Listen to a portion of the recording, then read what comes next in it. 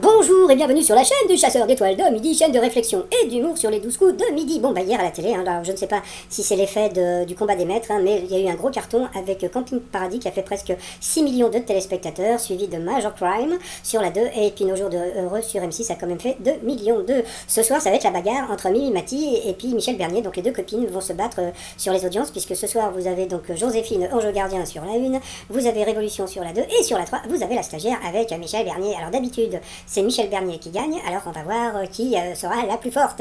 Bon, sinon, allez, ça va commencer. Petit résumé des 12 coups de midi, présenté par le Clo-Clo. Allez, bye bye.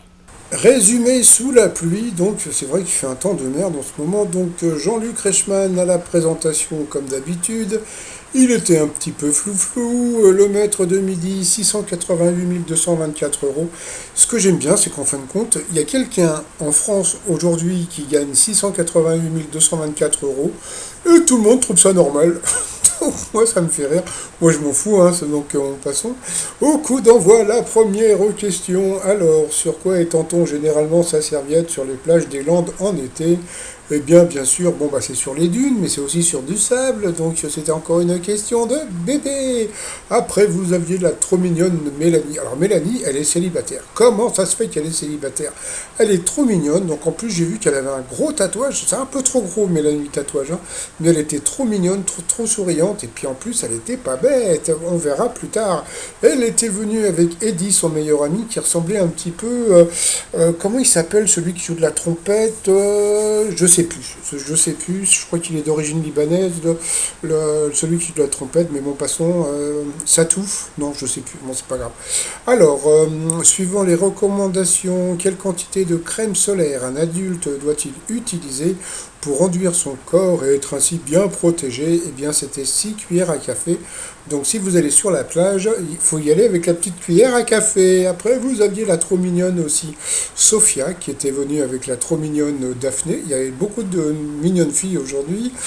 Quel jeu est devenu une véritable obsession pour le rappeur Attic? Eh bien, c'était les échecs. Et donc, elle est passée à l'orange. Après, vous aviez Sylvain. Alors, Sylvain, c'était rigolo parce qu'il avait la voix de. Je crois que c'est le Gloupier, un truc comme ça. C'est celui qui balance toujours des tartes à la crème dans la tronche de Bernard-Henri Lévy. Et il avait une petite voix un petit peu comme ça, un peu aiguë, donc c'était mignon. Alors, il était venu avec Charlotte, sa belle-fille, et Sylvain, etc. Bonjour tout le monde. Alors, de quoi s'inspire la manicure Aurora, dernière tendance pour l'été, donc des aurores boréales. Donc là, je vous ai trouvé la photo. C'est joli. Après, dans quel univers cinématographique sont issus les héros de la série Netflix WandaVision? Donc à ce moment-là, le Bruno nous a fait une popole. Il nous a dit, bah, je veux bien, bon, vous allez dire peut-être Marvel, mais je sais que c'est pas sur Netflix, c'est que c'est plutôt sur Disney+. Donc la bonne réponse, la réponse était bien bonne, mais c'est vrai que j'ai jamais vu WandaVision sur Netflix, et c'était bien sur comment dire sur Disney+. Donc bon, on a commencé à voir des messages, des tweets, ah, de quel univers, mais je rêve, c'est Disney+, etc. Donc après, je vous laisse lire un petit peu les messages un peu rigolos. Après, qu'elle était jolie, son sourire. Bon, selon un sondage, quel est le premier qualificatif associé par les Français aux agences immobilières? Eh bien, c'était cher. Après, pour la jolie Sophia, qu'est-ce que la bourlinguette créée en 1903 à Bordeaux est pionnière d'une tendance qui explose? Donc, c'était un camping-car. Quelle est la particularité de la police montée qui officie sur l'île de Maranhão au Brésil? Eh bien, elle monte des buffles. Donc, sur cette question, Sylvain est passé au rouge. Qui dit rouge dit duel. Il a pris le il a pris la jolie Mélanie en duel, qui a une question assez simple, qui chante le titre, c'est une belle journée, je vais me coucher, nanana. Bien sûr, c'était Mylène Farmer. Donc voilà, c'est très rigolo parce que donc ils n'arrêtent pas de mettre des questions sur Mylène Farmer. Donc voilà, et puis ce week-end, là, pendant le combat des maîtres, on a eu droit à la question gay. Je vous la mettrai, donc la question gay pour Eric, j'ai trouvé ça un peu zarbi, mais bon, passons. Alors après, donc par rapport au coup par coup, donc vous aviez la jolie Mélanie, le très sympathique Bruno et la jolie Sophia. Alors, Quel animal est bien associé à l'une de ces espèces? Eh bien, la mauvaise réponse, d'abord,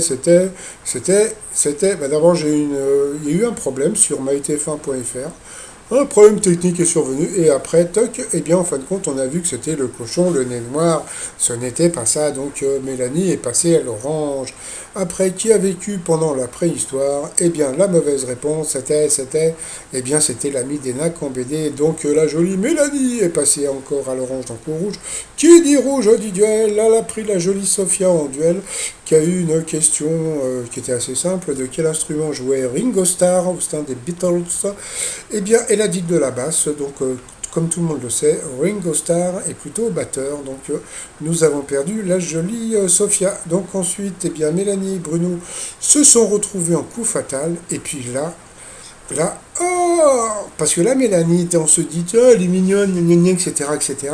Mais bon, elle a beau être mignonne, mais elle avait un cerveau. Et puis, regardez la tête comment dire, du Bruno, il commençait à se poser des questions en se disant, putain, mais réponds vite, c'est quoi ce délire et tout, quoi.